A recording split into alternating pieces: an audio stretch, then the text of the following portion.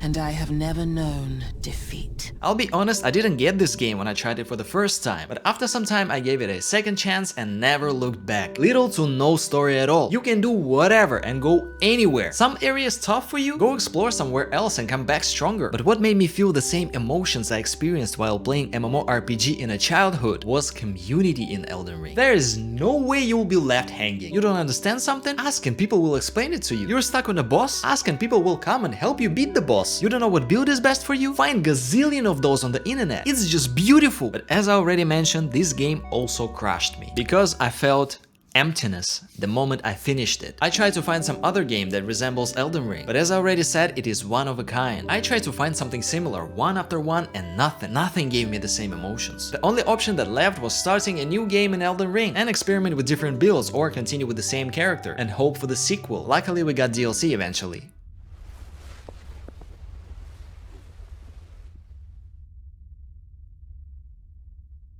I offer you an accord. However, after Elden Ring, I knew exactly what I wanted from games and gaming in general. That's why I'm forever thankful to developers. It opened my eyes completely, or so I thought. There was another surprise for me from gaming. I've discovered another thing that I like, even though it was always present. I've never realized I needed it in games. And the game that showed me this was a surprise on its own, because I never thought I could have found it in there. It was Fortnite. Yep, you heard it right. The thing is, I started to play Fortnite recently. Tried it a few years ago, didn't like it, gave it a second chance and found the things that I like about it. Of course, there's that competitive element that you already know I like, but the most important one is that I enjoy finding new things in games. And Fortnite got plenty of those. Constant updates, new maps, weapons, skins, bosses, events. Of course, there are elements that would annoy me a lot, like playing against Swiss that will build a castle in a nanosecond, and I don't even understand where they eliminated me from.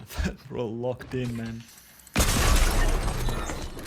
From where? But when I try to enjoy elements that I enjoy in games, like finding new locations or weapons, or doing whatever and however during matches, it is pretty fun, and sweats don't bother me that much.